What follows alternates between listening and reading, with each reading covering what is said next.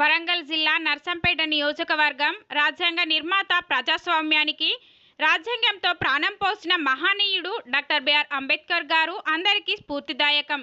MLA దొంతి మాధవరెడ్డి భారత రాజ్యాంగ రూపశిల్పిగా బహుముఖ ప్రజ్ఞాశాలిగా నిరాసనాలు అందుకుంటున్న మహనీయులు.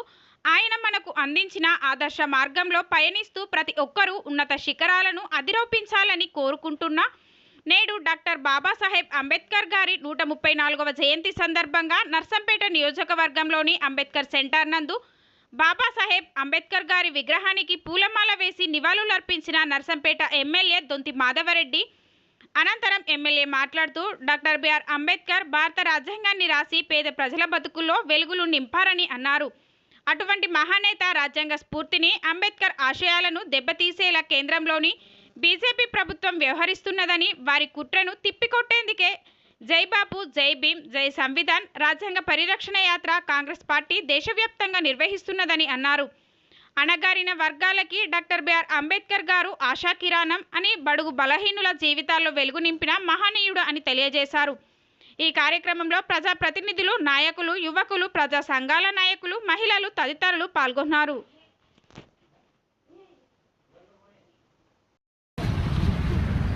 భారతదేశమే కాదు, ప్రపంచం మొత్తంలో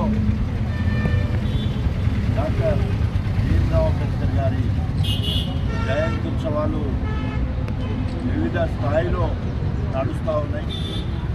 రాజకీయ పార్టీలకు అతీతంగా, మతాలకు అతీతంగా, కులాలకు అతీతంగా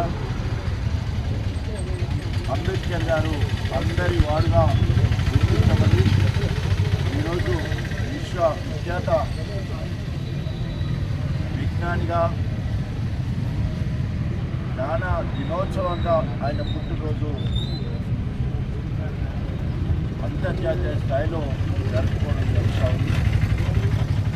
134 సంవత్సరాల కింద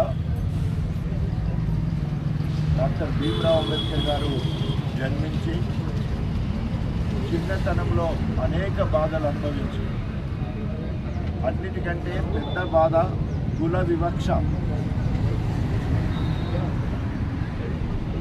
కుల వివక్ష రక్కసి పొరలో ఇరుక్కొని విలవిలలాడి ఆయన పడ్డ అవమానాలను ఛాలెంజ్గా తీసుకొని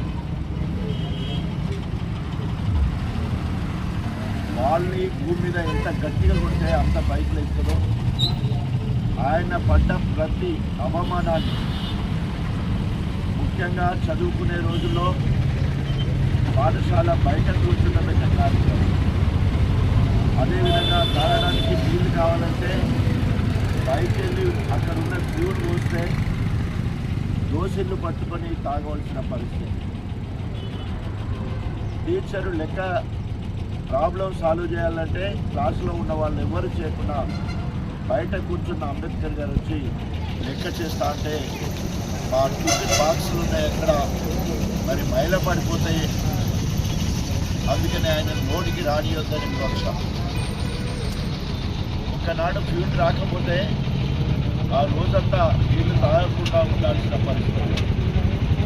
ఇంటికి పోయే దారిలో బావి ఉంటే బావి దగ్గరికి పోతే అక్కడున్న మహిళలందరూ కూడా శాపనార్థాలు పెట్టి నీళ్లు పోయకుండా పంపిన పరిస్థితి.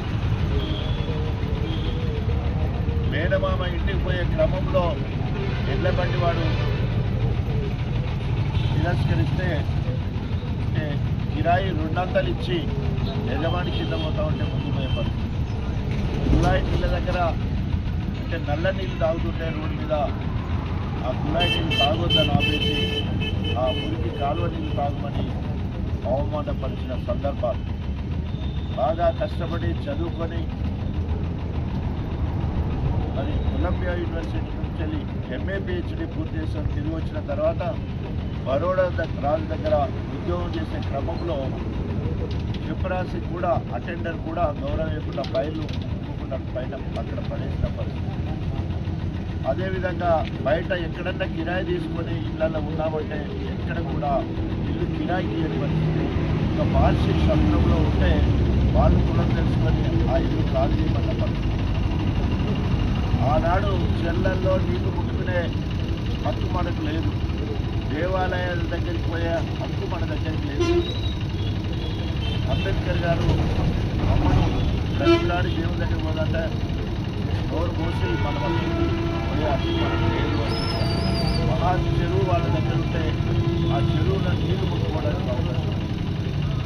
వీటన్నిటినీ పరిగణలోకి చిన్నతనంలో తర్వాత అత్యధికంత చదివిన తర్వాత కూడా, ఎందుకంటే భారతదేశంలో మొట్టమొదటి మెట్రికులేషన్ అంటే 10th వరకు కష్టపడి చదివిన వాళ్ళు ఫస్ట్ క్లాస్ పాస్ అయిన వాళ్ళు ఎవరంటే డాక్టర్ బి.